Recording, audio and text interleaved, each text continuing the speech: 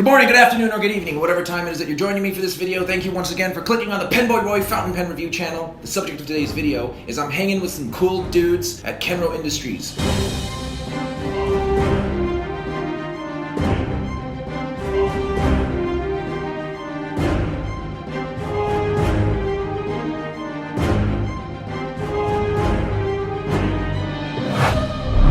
We got Ryan Dangerously. We have Kerry, Mr. Fountain Pen Day. And also, we have Brian. I don't have an AK. Welcome to Delaware. I couldn't think of one. So anyway, We're in Delaware. today I am here with these three fine gentlemen. Fine gentlemen. We're here to hang out, talk about some pens. This is not a fountain pen review. This is just an overview of Montegrappa pens, and they're going to help convince me as to why I should pick up more Montegrappa pens and Aurora pens. So we have a total of 80 pens. We got Montegrappas over here, and this one here has lots of Auroras. I've never been this aroused in a room full of dudes before today, I have to say. Now, can you tell us, starting with Ryan, how did you end up having a job like this? I think each of us really has a little bit of a different story how we kind of came into this. I was actually a subprime mortgage underwriter after college, and that our industry kind of started to crumble. And around that period of time, I was starting to get my MBA at Hofstra University in finance and marketing.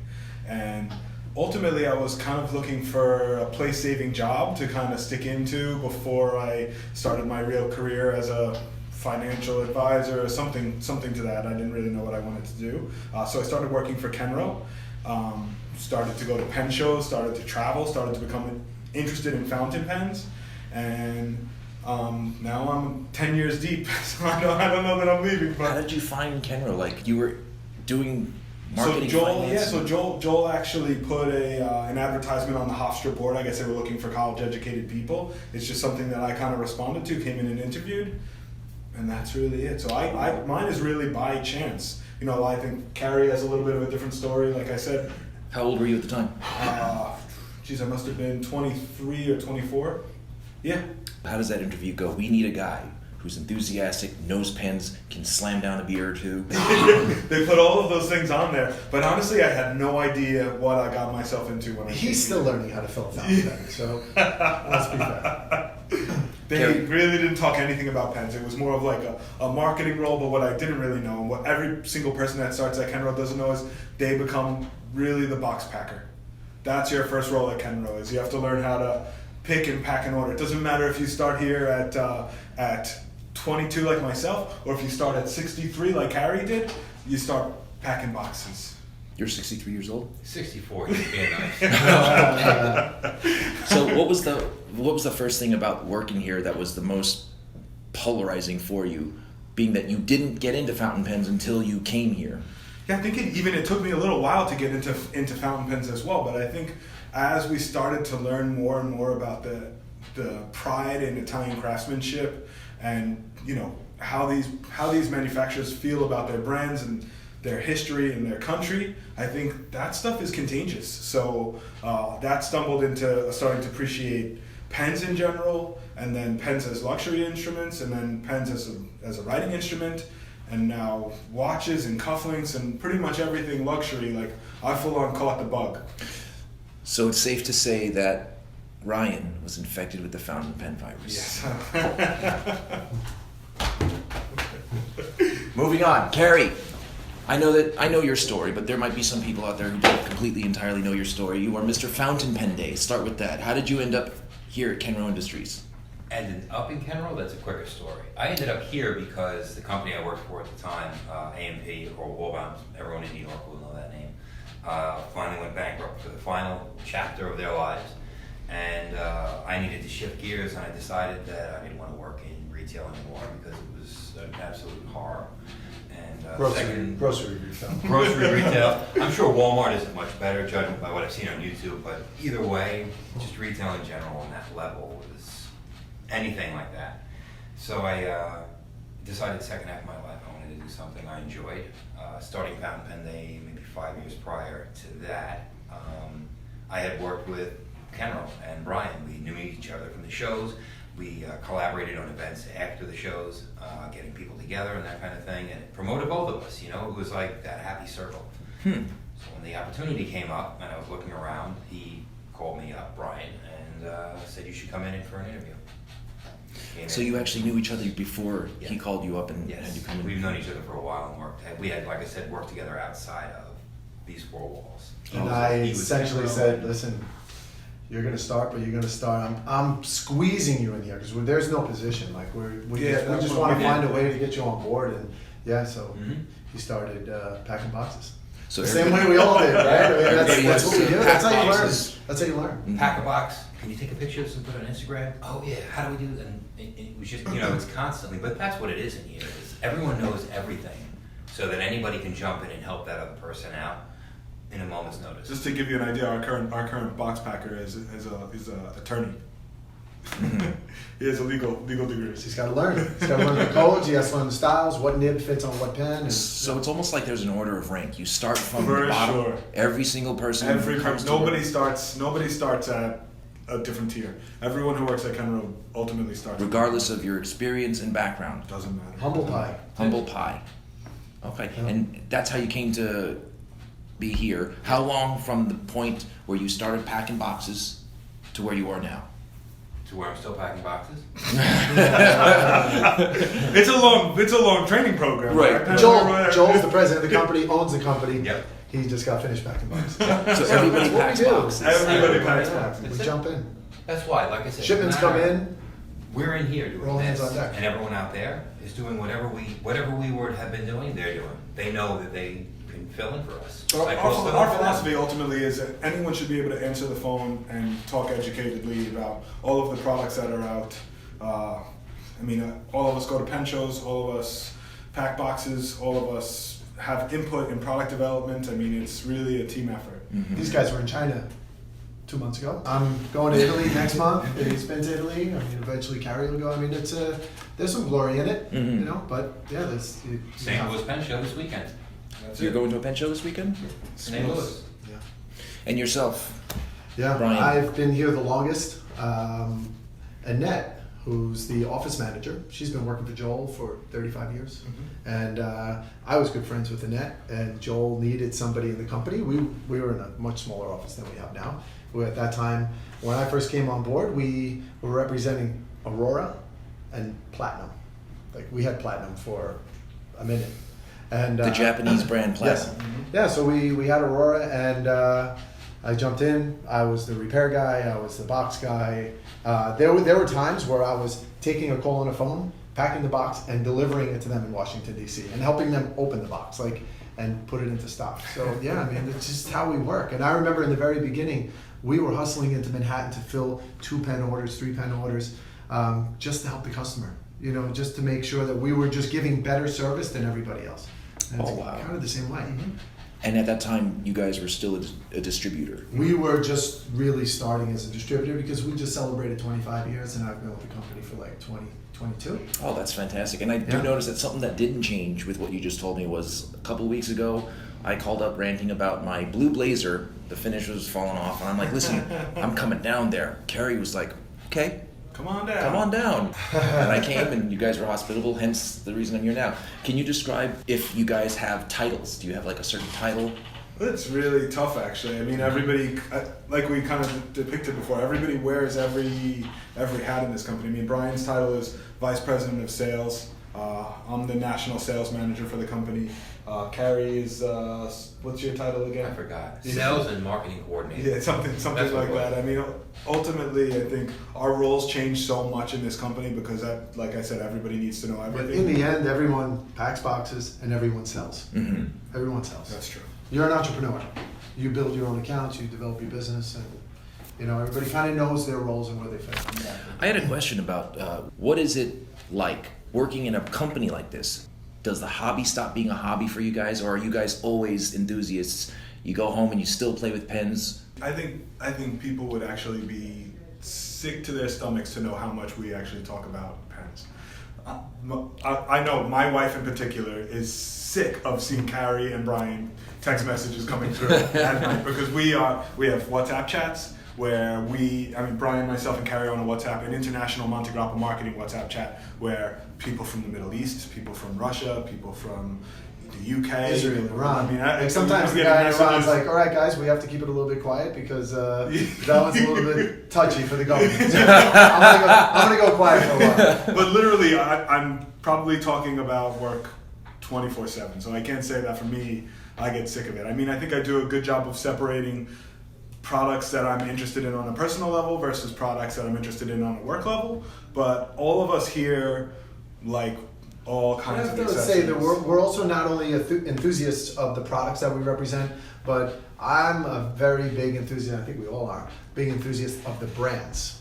Respecting the brands and developing the brands. And other brands. And making sure that we're caring for the brands in the same way that the companies expect us to care for their brands. So it's a passion in that way as well. Not only down to the tool and the way the nib writes and that there's an ebonite feed and all that. Of course, we have an appreciation for that, but also the bigger scope of where the brand is going and how it's moving and making sure that we're treating it the right way.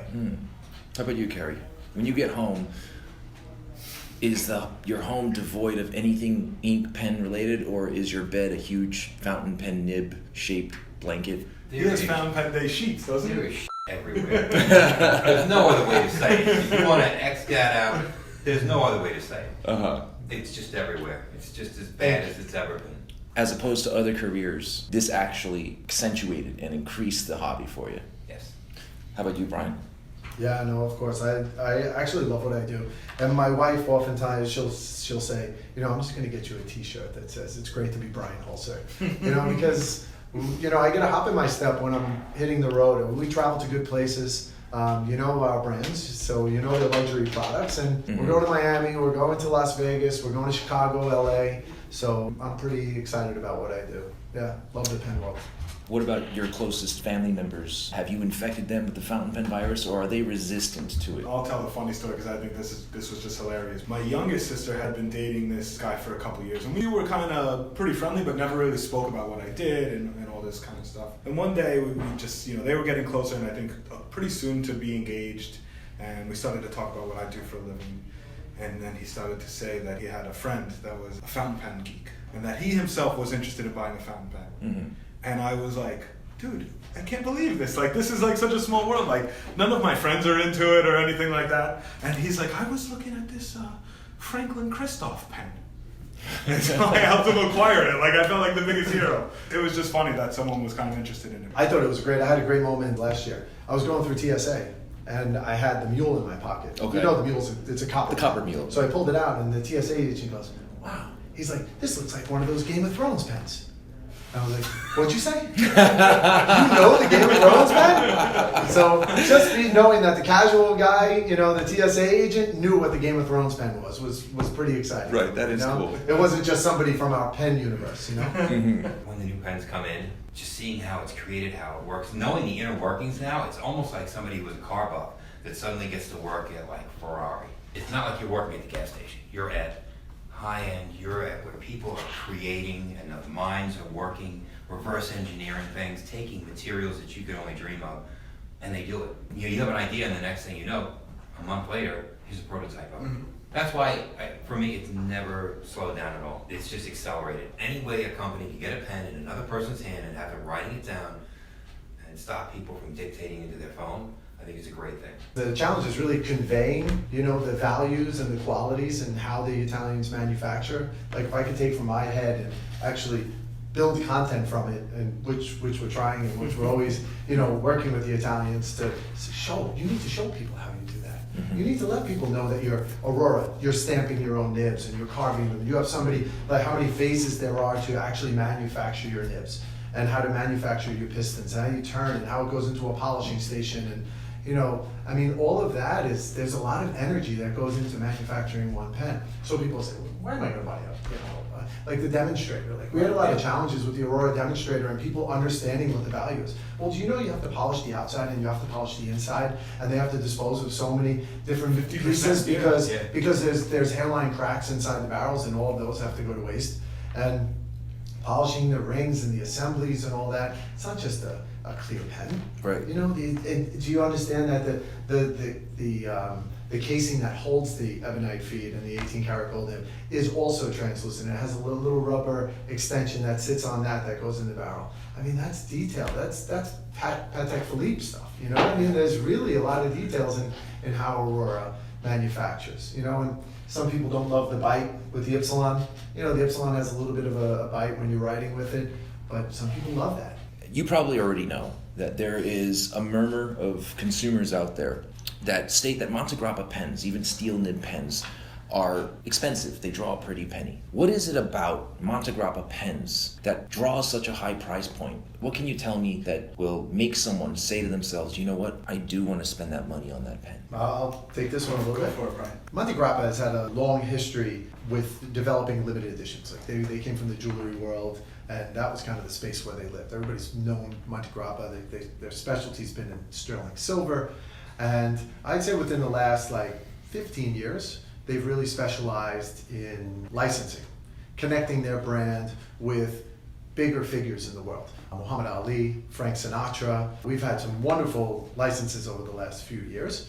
And there's a cost to licensing. And more recently with the Game of Thrones. Probably our most successful pen that we've had in the brand, particularly in the United States. Montegrappa's done a great job in finding ways to pull in the casual consumer.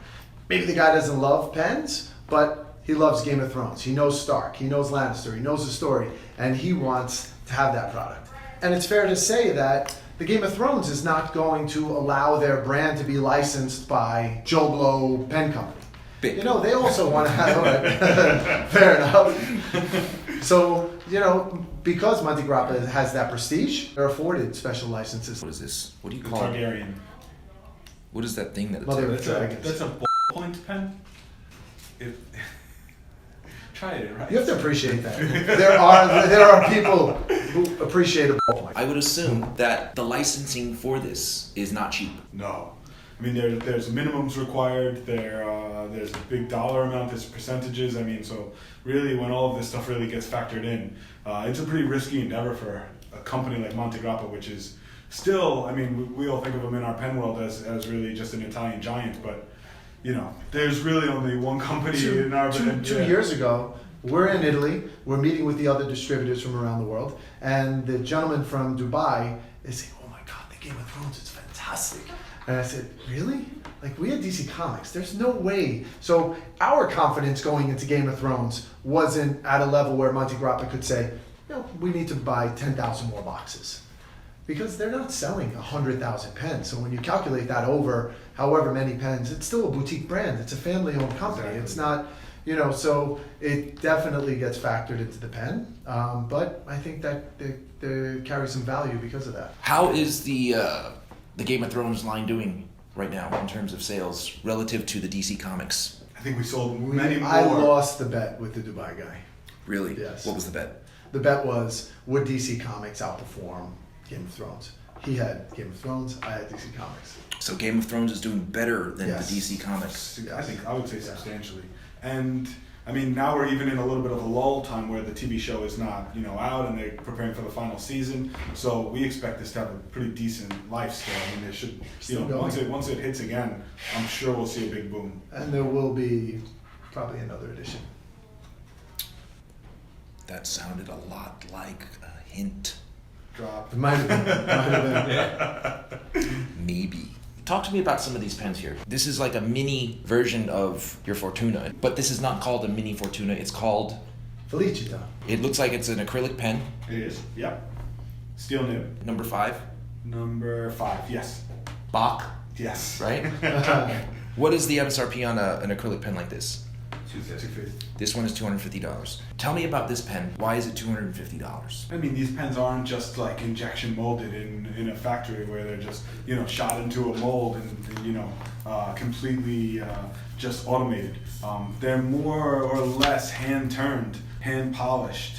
The rings are put on by someone in Italy versus, you know, different country where there's different labor laws. So we obviously have Each to pen is factor in- tested too Yeah. before it leaves the factory. What does that mean when you say it's tested? Do they actually fill it and write with it, treat it like it's I their mean, own? not every single one, but they do have a certain percentage that they have their parameters on how many pens they need to test before the shipments leave the doors, and they hold true to that.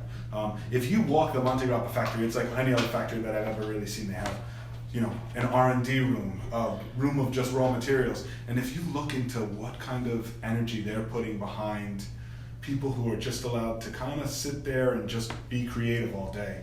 I mean, unfortunately, it's tough to admit, but there's costs associated with that kind of creativity.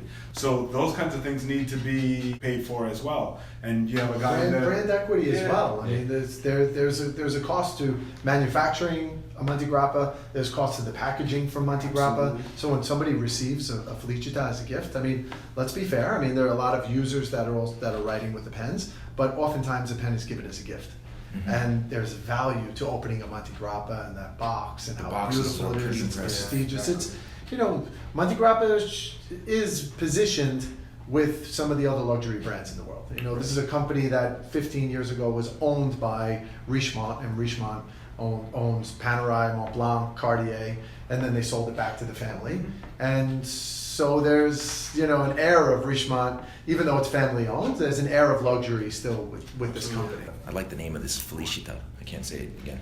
This pen in particular is one of my favorites, and I think it gets a little bit of a bad rap at all. This is called the Monte Grappa. But when you look at it at a picture, and let's face it, most of the commerce on fountain pens is taking an e-commerce form now.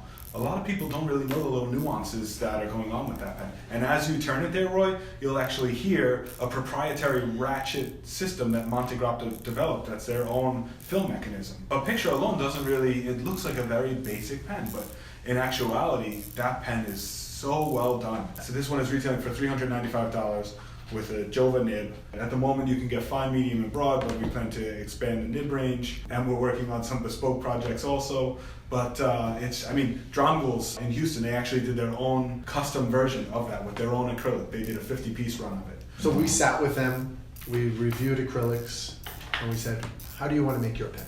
Mm-hmm. I mean, what luxury brand is going to allow you to run 50 pens? Monte Grappa is doing it. This is acrylic? This is resin. This is resin? Mm-hmm. But it can be made in acrylic. Okay. Mm-hmm. Usually those are interchangeable from a manufacturing standpoint. If a pen can be made in resin, it can also be made in acrylic. When you say resin, how is that different from acrylic? I just know that most resin pens are injection molded. Yeah, right, that's exactly it. Where acrylic is more of like in a rod form, typically. It's poured. Yeah. This is resin, but it's not injection molded. It's not injection molded. Okay. They're usually using a CNC machine in order to manufacture that. Okay, so how does this pen become this pen? Is it a rod of resin? Either a rod or sheets, I would say. Okay. Yep. And then this is lathed, just like an acrylic pen. Absolutely. Okay, so in that case, is it fair to say that by virtue of it being resin doesn't mean it's injection molded? Correct. Okay. That's a piece of information I I don't didn't know have. if everyone fully understands that. No, okay, so basically they can take resin and make pens two ways. One, they can melt it, squirt it into a mold, got your pen. Or they can take the resin and create a rod and turn it the same way with an acrylic. Yes. I did not know that. That's good information. This one's kind of controversial. It's kind of a little bit of a stab at you guys.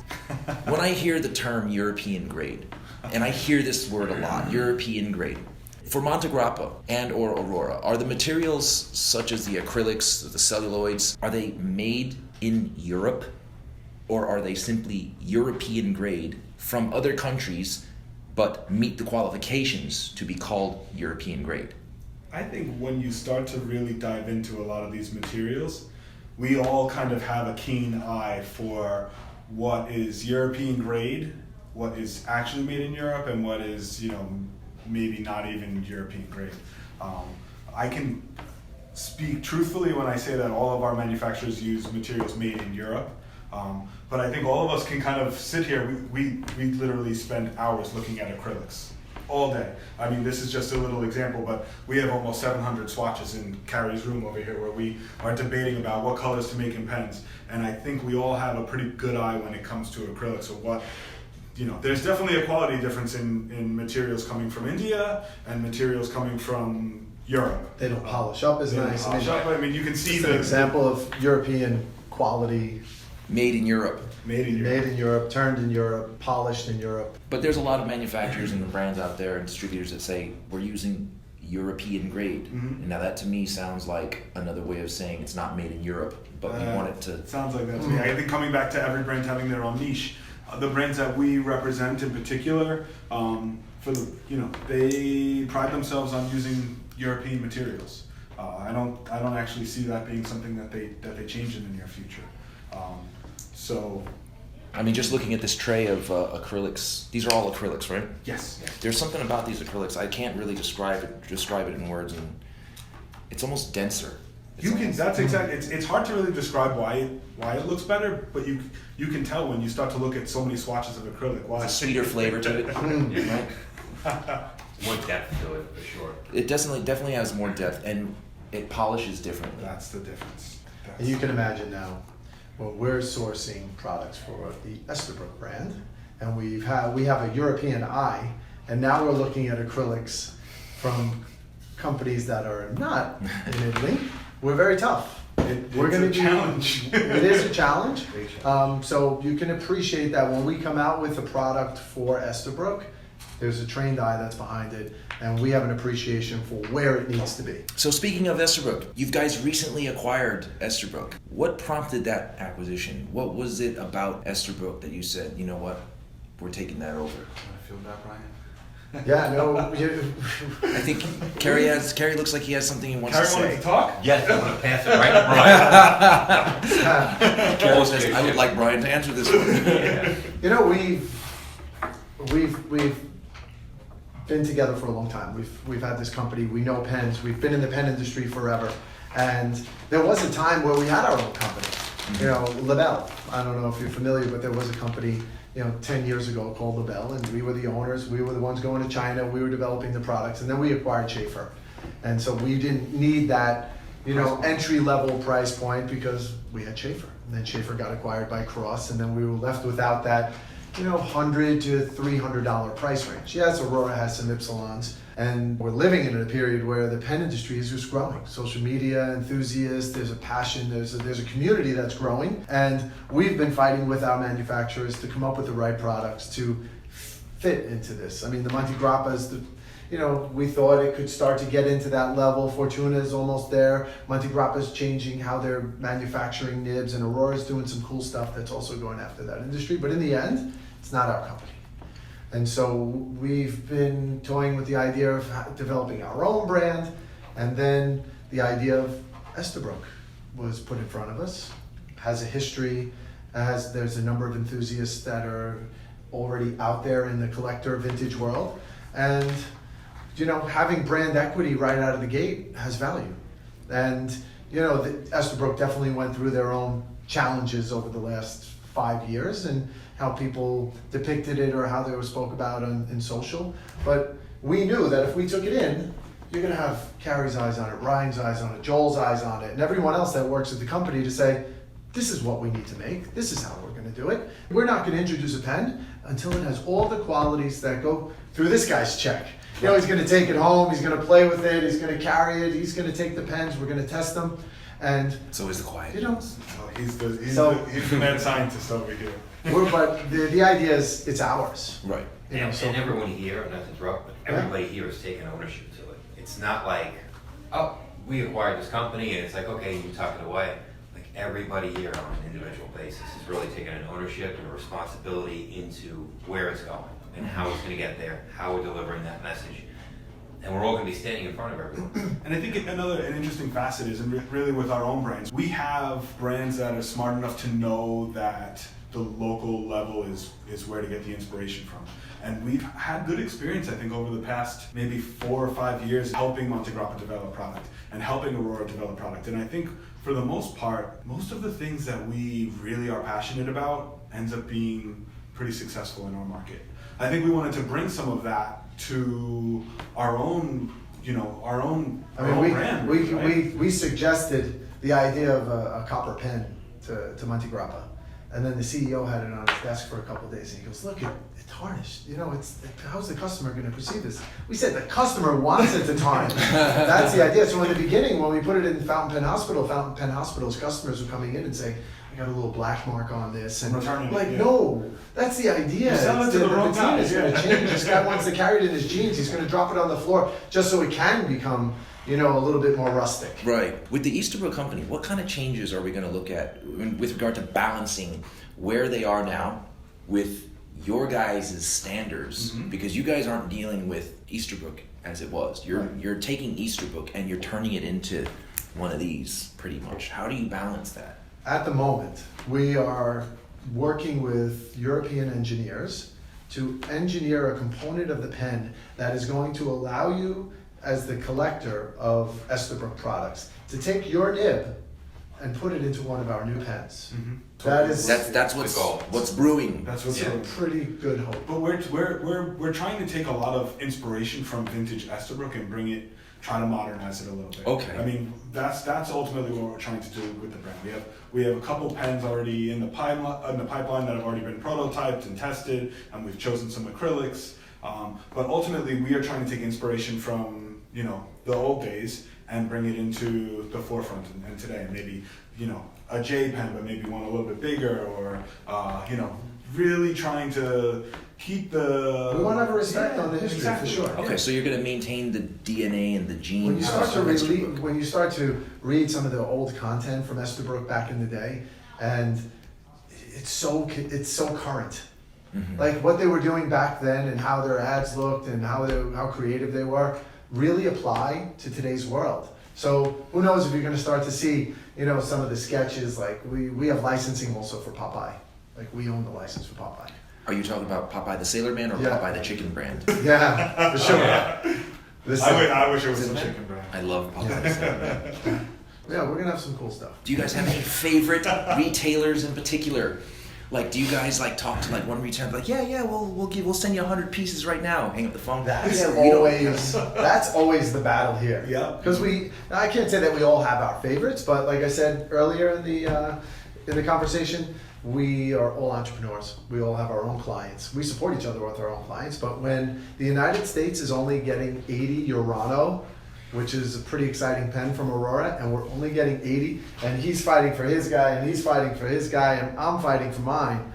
We fight for our favorites. We all. Do we want to divulge our favorites? Who's your favorite? We're not gonna divulge say now. that. If anyone watches, I have too many favorites. I don't have many viewers or subscribers. Who's your favorite? Yeah, when we push this on Facebook. Okay, so then how do you disseminate to the retailers? Well, that's the thing that I like to do is I like to make sure that when the shipments come here, I actually unpack the shipments. So Brian doesn't unpack the shipments, so I get to fight for all my clients a little bit better. I sneak a couple things out the back door. Sometimes I'm not here because I'm traveling 100 days a year. What do you mean the Urano came in? Somebody pull Ryan out of the room.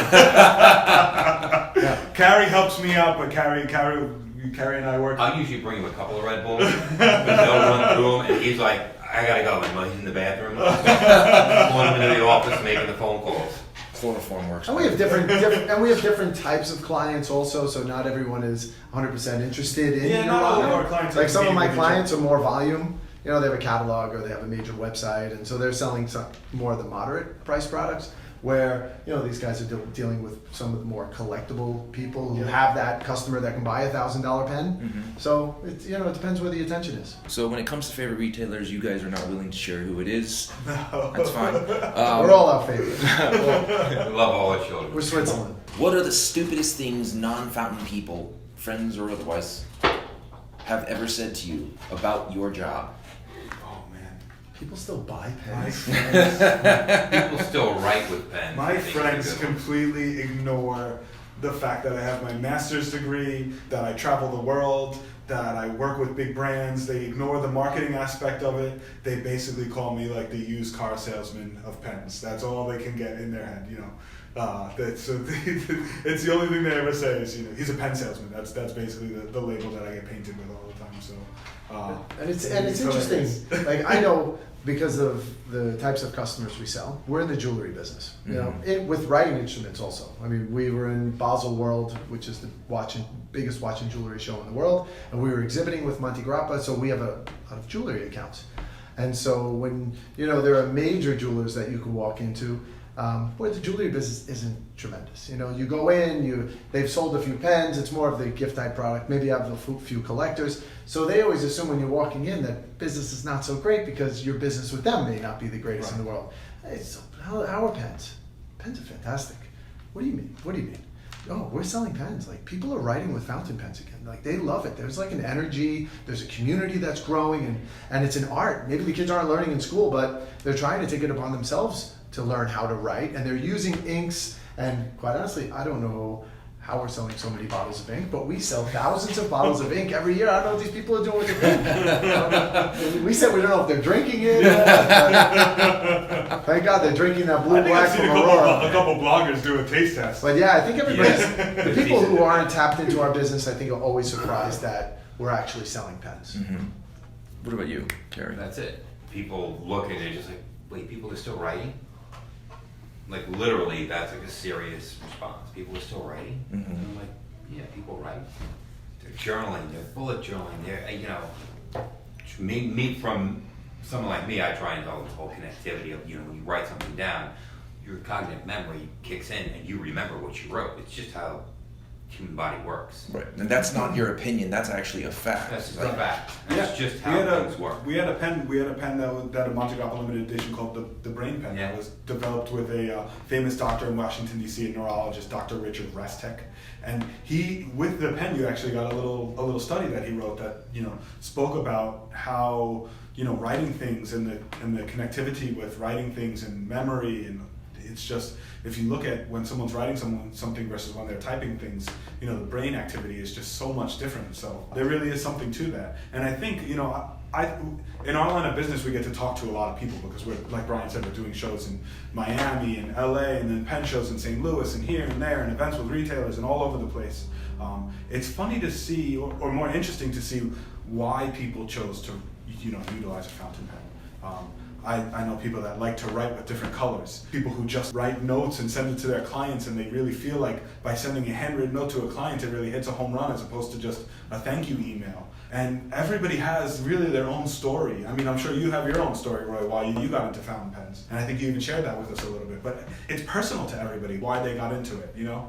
Not many people just, I wanted to try it, and I tried it. We do watch events. Like, because we're also U-Boat, we're the U.S. distributor for U-Boat. So we'll go and, like, the pen, they have pen clubs, they have watch clubs. So we'll show up at the watch clubs and we show them the U-Boat. And after a while, you know, they're checking out the watches. Oh, we have pens. Pens? Like, the watch guys are like, okay, I want that one and that one, because watch guys are pen guys. I think I'm glad that you guys don't experience what I experienced with regard to stupid comments, because my buddy Bart here, he always comes and oh, my pen was 55th.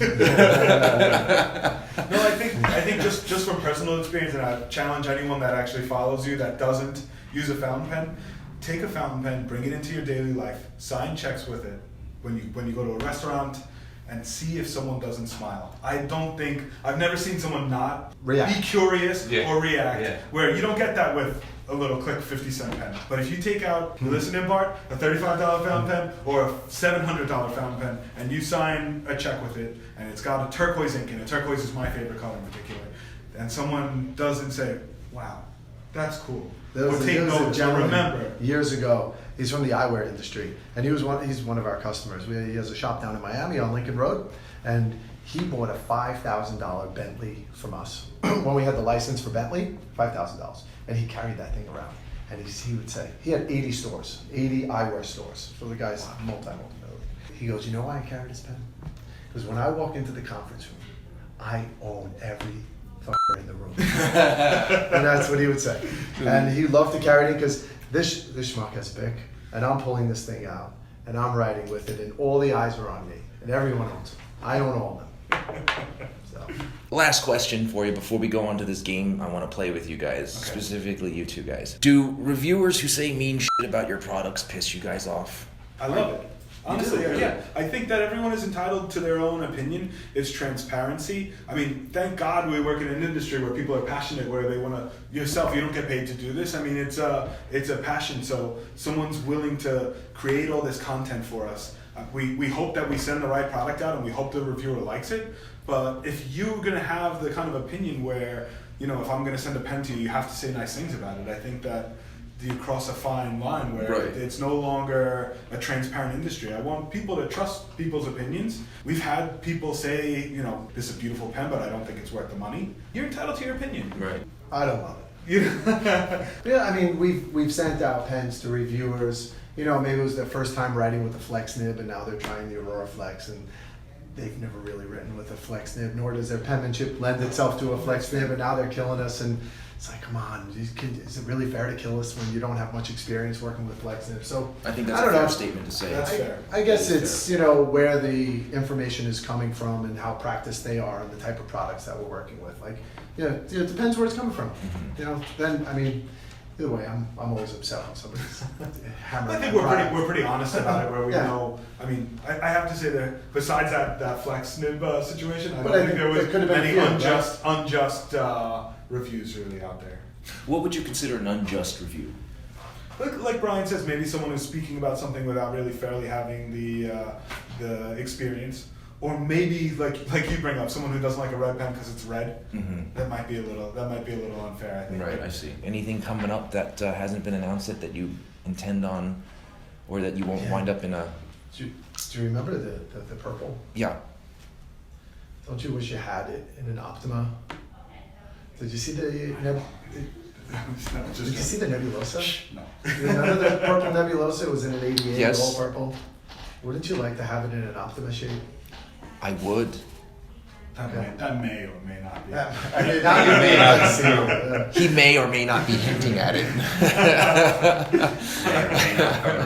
Okay. I think that's all the questions that I have for you guys. I mean, I just actually enjoyed the banter and the talking about no, stuff. it's great for you to be here. Now let me clean this up a bit. Let me just officially on camera say thank you guys very much for letting me question you guys, interrogate you guys, and answering my questions. You were very forthright and truthful about them all. We're gonna finish up with a little bit of a game show that I have. The way we're gonna do it is this. I have 10 questions set up for Team Weird Beard. And questions set up for Team Too Tall. Whoever answers the most questions correct out of the 10 is gonna get a grand prize. And this grand prize is a lifer grand prize. Not herpes, right? Cut that out.